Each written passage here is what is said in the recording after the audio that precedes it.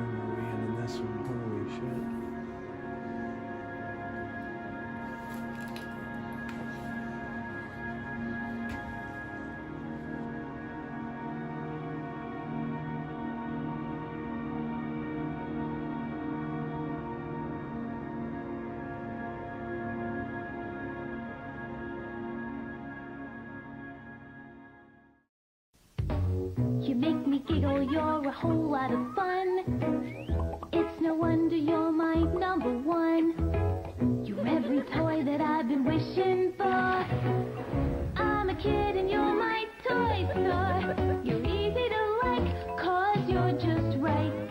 You're my friend, KB. Bring drawings to life on your TV in brilliant color with the Tiger TV Painter, just $29.99, now at KB.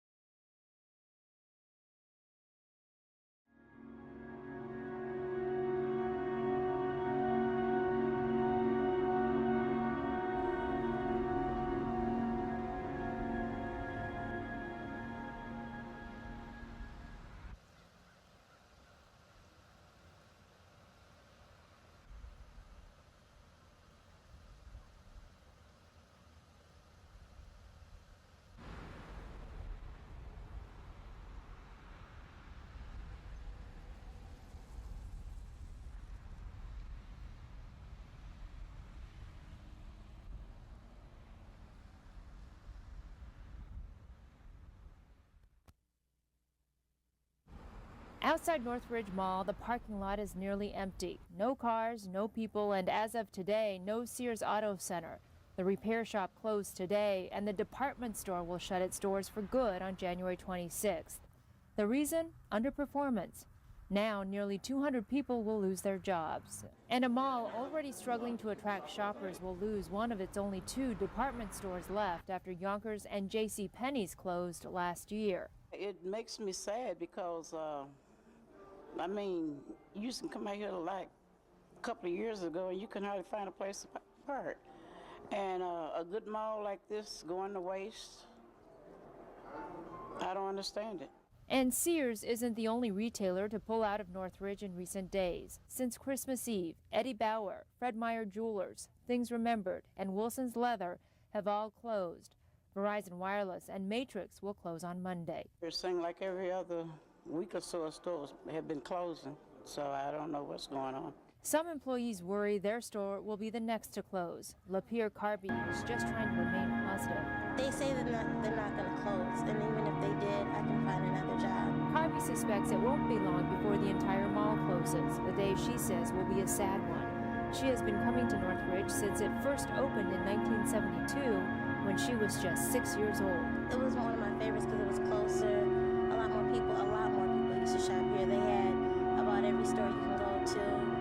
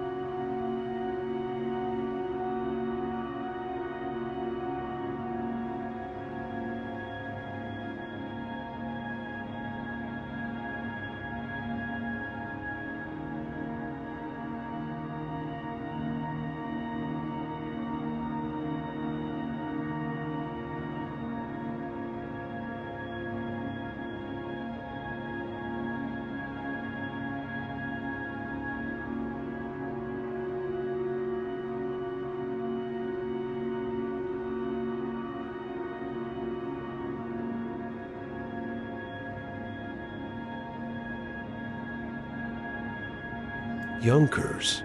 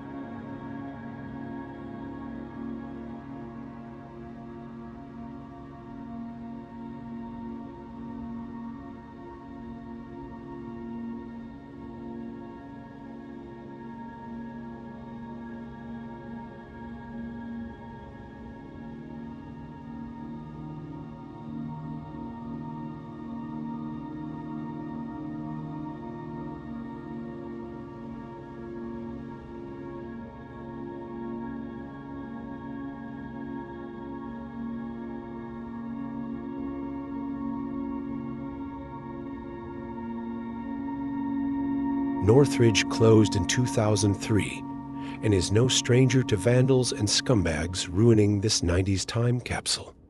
We hope one day they find a purpose for this building instead of tearing it down. We do not recommend or condone going to this property. It is very unsafe as well as constant fires. This has been the Baccalified covering the Northridge Mall in Milwaukee. We hope one day it gets refurbished, but unfortunately, it's less likely than ever. Until next time, it was more than an honor visiting this palace of broken dreams.